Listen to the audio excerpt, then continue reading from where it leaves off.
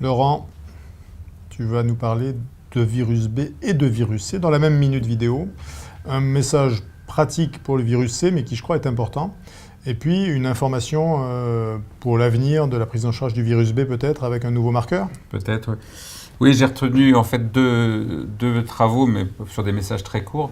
Le premier sur l'hépatite C, c'est le travail d'une équipe allemande de Hambourg qui s'intéressait à la fois au profil des patients traités et aux causes d'échecs, en disant avec les nouveaux traitements, les échecs sont rares et donc c'est pas facile d'analyser les causes, mais donc ils ont essayé de le faire.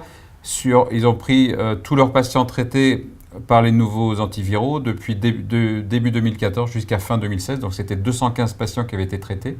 Et ils ont étudié leur profil, notamment en termes de fibrose et les causes d'échec. Et donc globalement, la réponse virologique, c'est 92%, donc tout à fait conforme à ce qu'on connaît habituellement. Ce qui veut dire qu'il y a 8% de causes d'échec. Et ces 8% se définissent avec 4% d'échecs virologiques. Donc 45 patients sur 47, c'est des rechutes. Inévitable. Tout à fait classique. Ce n'est pas des échecs vrais, mais des rechutes. Et les autres 4%, c'est des problèmes soit d'observance, soit d'arrêt prématuré de traitement, soit de perdu de vue. Et en fait, ce qu'ils ont vu, ce qui est aussi ce qu'on connaît nous, c'est qu'avec le temps, le pourcentage de patients F3, F4 traités a bien sûr diminué. Au contraire, ils ont traité de plus en plus de patients F0, F1, F2. Donc il y a eu de plus en plus de traitements en cours. Et de ce fait, les causes d'échecs se sont modifiées avec le temps, c'est-à-dire que comme les patients traités étaient moins graves, les échecs par rechute, les causes entre guillemets virologiques ont diminué. Et en revanche, les échecs par problème d'observance, d'arrêt de traitement ont augmenté avec le temps. Et leur message, et je pense que ça c'est vraiment important pour notre pratique, c'est de dire attention, on traite des patients qui sont moins graves, qui sont moins concernés peut-être par leur maladie. Il ne faut pas banaliser le traitement parce qu'on augmente peut-être le risque d'avoir des échecs, des problèmes d'observance, d'arrêt de traitement. Il faut vraiment qu'on éduque, qu'on continue à bien suivre et à bien éduquer nos patients. Voilà, je crois que c'est un message assez pratique, mais qui peut nous concerner tout à fait dans notre prise en charge à partir de maintenant. Qu'on répétera.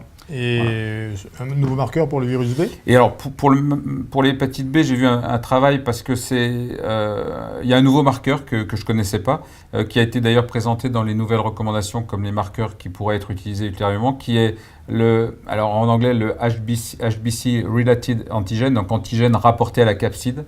Et donc, j'ai vu un travail espagnol de Barcelone qui montrait, qui étudiait 200 patients pour voir si on pouvait trouver une différence entre les porteurs inactifs, soit dit en passant qu'on ne doit plus appeler maintenant comme ça, oui. porteurs inactifs, mais ayant une infection chronique antigène HBE négatif, c'est une nouvelle terminologie de l'EASL. Donc il voulait voir si on pouvait différencier les porteurs inactifs des hépatites chroniques actives antigène HBE négatif. Et donc ce nouveau marqueur, l'antigène rapporté à la capside, est plus élevé dans les hépatites chroniques actives que dans les porteurs inactifs et pourrait être un marqueur, avoir son utilité pour différencier les stades évolutifs de l'hépatite B. Donc c'est vraiment prématuré, enfin préliminaire. On avait déjà eu pour l'antigène HBS des données disant que ça pouvait nous aider la quantification à différencier les stades. On ne s'en sert pas vraiment en pratique courante, donc c'est pas sûr que ça sera également le cas avec ce nouveau marqueur. Mais c'est pour donner l'information qu'il y a un nouveau marqueur qui existe et qui sera peut-être utile plus tard. Donc pour le virus C, suivre nos patients.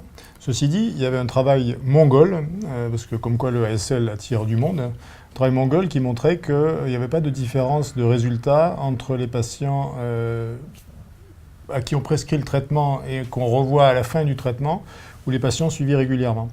Oui. Mais je pense qu'il faut être prudent et moi je suis assez d'accord avec toi et dans ma pratique je pense que c'est ça qui est important, c'est de suivre les patients pour éviter le maximum de perdu de vue. Je crois qu'il faut continuer, oui.